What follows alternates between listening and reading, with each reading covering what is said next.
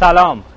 احتمالاً حد زدید این هفته با دستای خیلی پر اومدیم، به خصوص این که یه هفته به خاطر انتخابات نبودیم. البته حدستون درسته، چون تا دلتون بخواد سوژه جهت اطلاعی و بگو مگویی داریم. اما برای احترام به وحدت و همدلی برنامه رو با این صحبت‌ها شروع می‌کنیم که نشون میده حتی در اوج اختلاف و درگیری میشه به فکر آرامش مردم و جامعه بود و اختلاف میون مردم نکشوند. هم میهن عزیز، برادر، خواهر، ای تویی که در جبهه جنگ، در خونه، در اداره پیش خودت میگی چه میشد که این تصمیم گیرنده های بالای مملکت با هم می نشستن و اختلافشون رفع میکردن. من به تو اطلاع بدم که روز دوشنبه رئیس جمهور، نخست وزیر، رئیس شورای قضایی، دادستان کل کشور، وزیر کشور دور هم نشستیم، نهاری هم خوردیم، گفتیم و خندیدیم، حتی درباره 2 وزیر هم نزدیک به توافق شدیم و امروزه هم توافق کردیم. ما این حرکت رو کردیم، تو دیگه از ما.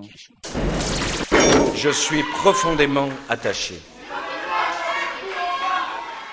Je porte toute la responsabilité de cette défaite.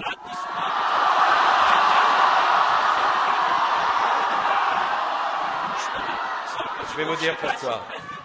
Je me suis battu sur la valeur de responsabilité et je ne suis pas un homme qui n'assume pas ses responsabilités. سارکوزی هم با همه احوالاتش فهمیده که باید میون منافع ملی و رقابت‌های جناحی فرق گذاشت.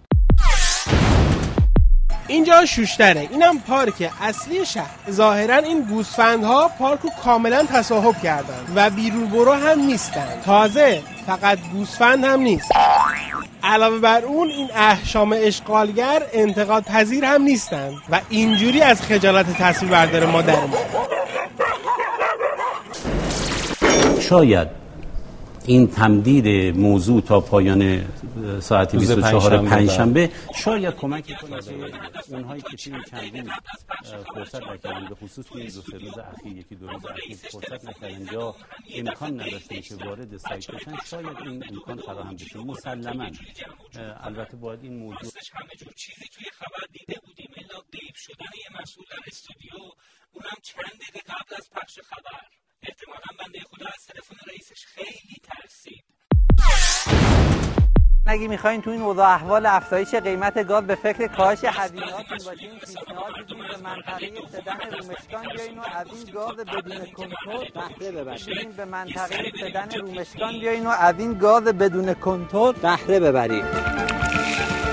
این گاز بیش از 1 ساله که بعد از حفری چاه نفت پشت کوه سدن از دل زمین فوران کردن. امشب جلسه 711 شورای عالی انقلاب فرهنگی بود. ما چند تا موضوع در دستور داشتیم. طبق معمول ما سند مهندسی فرهنگی رو بحث کردیم. بخشی که امشب در مجلس سند مهندسی فرهنگی بحث ممنوعیت تردد خودروهای فرسوده است.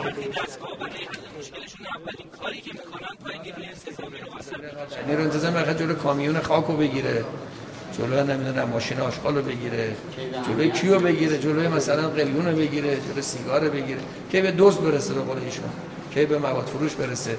لذا به نظر من اینها مشغول کردن نیروی انتظامی به غیر وظایف اصلی خودش و مصلحت نیست. البته مفهومش این نیست که ما اگر شاید نیرو برای این مواد مخدر که تقریبا مثل آب خوردن همه جا هست یه فکری کرد. 200 نفر از نمایندگان مجلس هشتم تو انتخابات رأی نیاوردن. به نظر ما این یه هشدار جدی به نمایندگان مجلس نهم و بقیه مسئولان کشوره که اگه خوب کار نکنید مردم نمایندگان و مسئولان دیگه ای رو انتخاب میکنن.